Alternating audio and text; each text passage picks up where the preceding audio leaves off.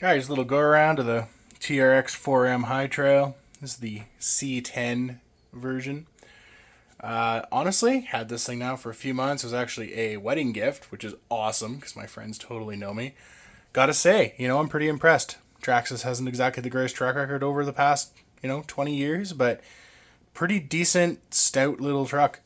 Needs a few things. Steering servo is horrible from factory. I think mine broke in about. Sorry, it's a little dirty. Been out romping around with it. I think mine broke in about a month. Granted, I was in some pretty heavy snow, but Endura here makes a really awesome budget servo. So it comes with the aluminum frame horn and everything that you need here. So the servo is slightly different size from the original 2065T, and it's an all stainless steel gear servo, and seems to be a pretty peppy little motor. So I like that.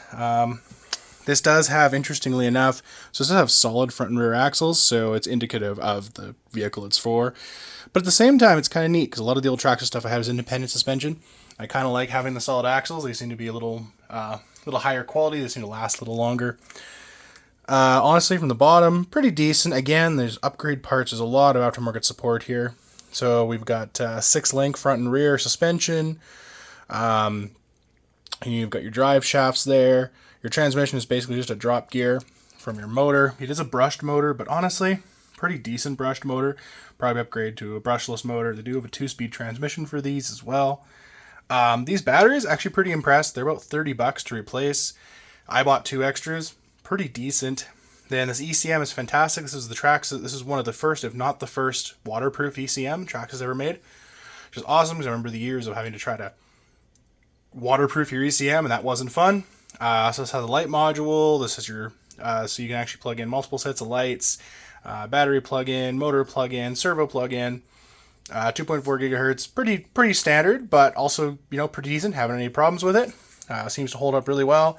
It's got Mickey Thompsons on it. These seem to run pretty decent in snow, and of course they're mud tires, so even better for that. Full C-channeled metal frame. Front and rear plastic bumps on your bumpers. This also has a hitch kit that comes with it. The High Trail comes with that as well as it has the light kit. I don't think the standard TRX4M does. But honestly, overall, sub $300 Canadian. You really can't complain. I've been beating on this thing just about daily for 3 months, and outside of the servo and a couple batteries for upgrade, I mean, in less than $120 of upgrades, and it is just a little beast.